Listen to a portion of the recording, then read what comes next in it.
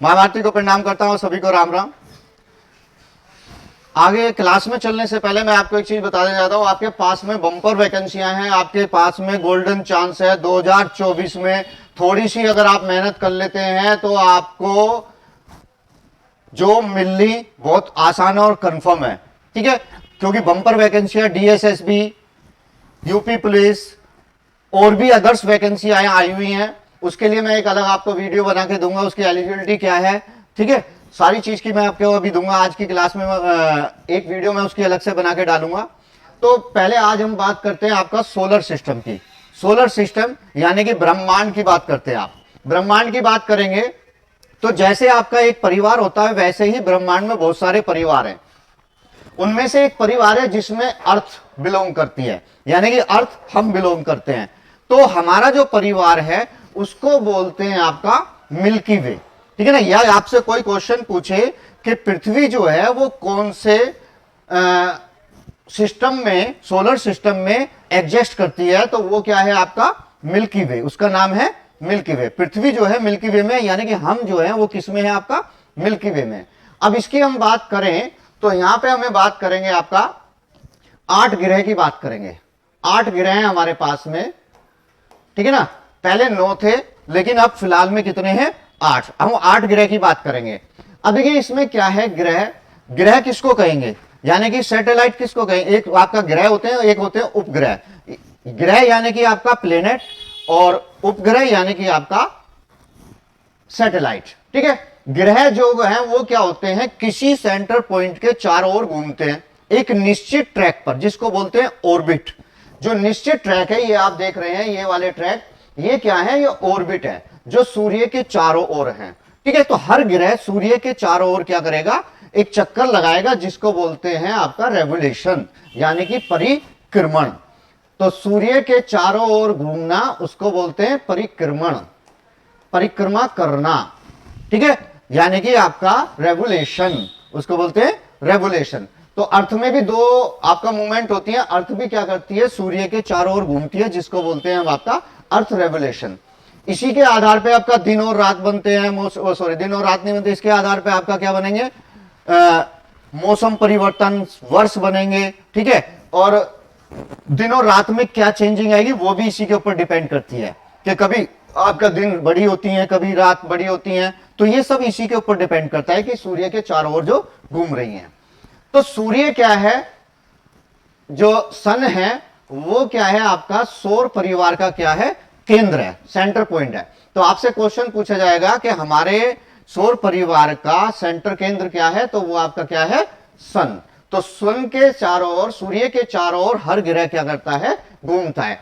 अब इन ग्रह को हमने क्या किया है, देखिए ये सूर्य से आपका बढ़ते हुए क्रम में है। पहले नंबर 1 पे आपका क्या है, मरकरी यानी कि बुध ग्रह, पहले नंबर पे आपका हो गया बुध। दूसरे पे हो गया आपका वीनस यानी कि शुक्र। तीसरे पे हो गया आपका अर्थ यानी कि पृथ्वी। चौथे पे हो गया आपका क्या, मंगल। और पांचवें पे हो गया आपका जुपिटर यानी कि बृहस्पति। छठे पे हो गया आपका सैटर्न यानी कि शनि। सातवें पे हो गया आपका यूरेनस यानी कि अरुण। और 8वें पे हो गया आपका वरुण यानी कि नेपच्यून।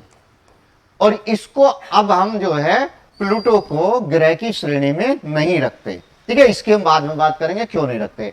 अब ये जो 8 ग्रह हैं, ये 8 ग्रह आपको हमें पढ़ने हैं, ठीक है। इनमें से जो पहले 4 हैं, पहले 4 वो क्या है आपका आंतरिक ग्रह हैं। अब इनको हमने 2 भागों में बांटा हुआ है, आंतरिक ग्रह और आपका बाह्य ग्रह, इंटरनल प्लैनेट्स एंड आपका एक्सटर्नल प्लैनेट्स। इंटरनल प्लैनेट्स की बात करें तो आंतरिक ग्रह में आपके कौन कौन से आते हैं, पहले नंबर पे आपका मरकरी, दूसरे नंबर पे आपका वीनस, तीसरे नंबर पे आपका अर्थ और चौथे नंबर पे आपका मार्स। ये आपका क्या है, चारों आपके आंतरिक ग्रह हैं, ठीक है ना। और बाह्य ग्रह की बात करें तो बाह्य ग्रह में आएंगे आपका पहले नंबर पे ये, दूसरे नंबर पे ये, तीसरे नंबर पे ये और चौथे नंबर पे ये 4 ग्रह जो है ये क्या है, बाह्य ग्रह हैं, ठीक है ना। ये 4 आंतरिक हैं और ये 4 बाह्य हैं।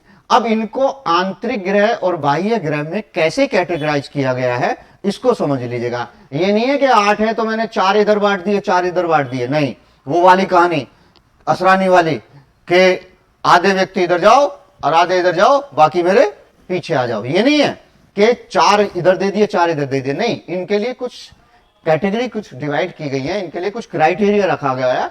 उस क्राइटेरिया को समझ लीजिएगा। अगर उस क्राइटेरिया की हम बात करें तो हम 2 इसमें बांटेंगे, आपका आंतरिक और बाह्य। तो पहले तो हम बात करेंगे इसमें आंतरिक और बाह्य में आपका आकार की। जो आंतरिक ग्रह हैं वो आकार में क्या है, आपका छोटे हैं, और जो बाह्य ग्रह हैं वो आकार में क्या है, आपका बड़े हैं। दूसरा हम बात करेंगे आपका वजन। वजन की बात करते हैं तो इनका वजन आपका अधिक है और इनका वजन आपका क्या है, कम है, ठीक है। तीसरी बात करेंगे हम आपका नेचर, ठीक है ना। पहले बात करेंगे नेचर, यानी कि प्रकृति कैसी है इनकी।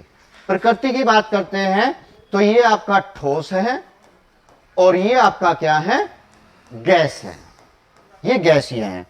तो अब यहां से चौथी बात करेंगे हम आपका डेंसिटी यानी कि घनत्व की। और जो डेंसिटी होती है उसका फार्मूला होता है मास अपॉन वॉल्यूम। तो डेंसिटी अब याद रखना है यहां पे, तो डेंसिटी जो है आंतरिक ग्रह की डेंसिटी या क्या होगी, आपका अधिक होगी। अब क्यों होगी अधिक, क्योंकि ये तो आकार में क्या छोटे हैं लेकिन डेंसिटी फिर भी ज्यादा है। ऐसा इसलिए होगा क्योंकि इनका वजन क्या है, ज्यादा है। वजन क्यों ज्यादा है, ठोस होने के कारण, ठीक है। ये ठोस है इसलिए वजन अधिक है और इसीलिए डेंसिटी भी क्या है इनकी ज्यादा है। इनकी डेंसिटी जो होगी वो क्या होगी, कम होगी, ठीक है। तो जितने भी आंतरिक ग्रह हैं उनकी डेंसिटी सबसे ज्यादा है और जो आपका बाह्य ग्रह है उनकी डेंसिटी क्या है, कम है। आपसे कभी कभी क्वेश्चन पूछेगा, कभी कभी क्या अक्सर पूछता है कि जितने आंतरिक ग्रह हैं उनमें सबसे ज्यादा डेंसिटी किसकी है, ठीक है ना। पूछेगा, क्वेश्चन पूछेगा आपसे सबसे ज्यादा डेंसिटी किसकी है। तो सबसे ज्यादा डेंसिटी जो है वो है किसकी, अर्थ की।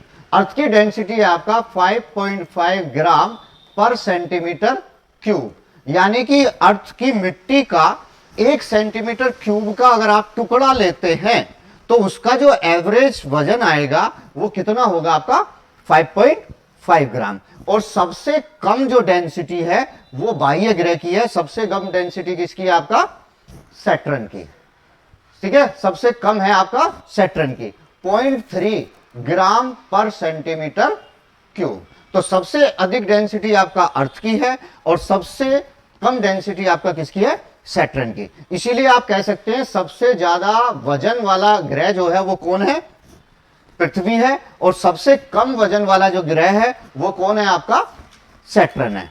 क्लियर।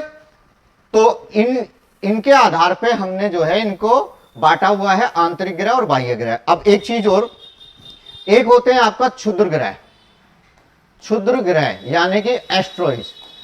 ये दो है आपका जो एस्ट्रॉइड है वो पाए जाते हैं आंतरिक ग्रह और बाह्य ग्रह के बीच में।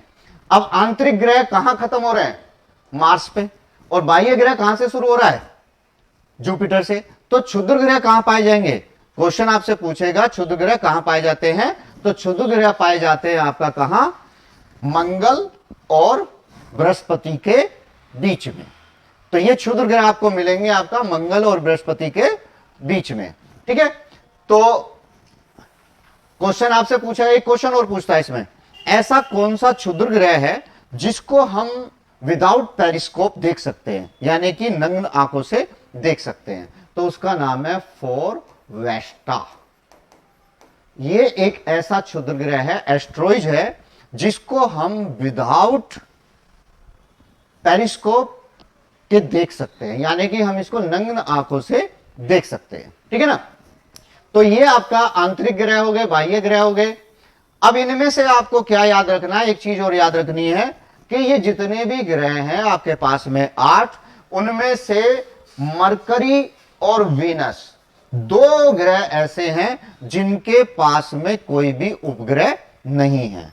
तो क्वेश्चन आपसे पूछता है कि ऐसे कौन से ग्रह हैं जिनके पास में कोई उपग्रह नहीं है। उपग्रह का मतलब मून भी बोल देते हैं, वहां क्वेश्चन में आपको मून भी कह देगा कि कैसे कौन से ऐसे ग्रह हैं जिनके मून नहीं है। तो मून किसके नहीं है? आपका मरकरी और वीनस, इनके कोई भी मून नहीं है। अच्छा, अब एक क्वेश्चन और पूछता है कि इनमें सबसे गर्म ग्रह कौन सा होगा। अब आप देख रहे हैं जो सूर्य के सबसे नजदीक होगा वो सबसे गर्म होना चाहिए, ठीक है ना। तो सबसे पास में कौन है? मरकरी। सबसे पास में है मरकरी और सबसे दूर है आपका क्या? नेपच्यून। तो सबसे पास में जो है मरकरी सबसे गर्म होना चाहिए, लेकिन ऐसा नहीं है। सबसे गर्म कौन है? वीनस है। अब क्यों है, इसके लिए आप इंतजार कीजिए मेरी नेक्स्ट वीडियो का। इसमें आगे हम बात करेंगे पूरे आपका सोलर सिस्टम में कि किस किस तरीके से करते हैं। अगर वीडियो आपको पसंद आए तो लाइक करो, सब्सक्राइब करो। आप सभी को राम राम।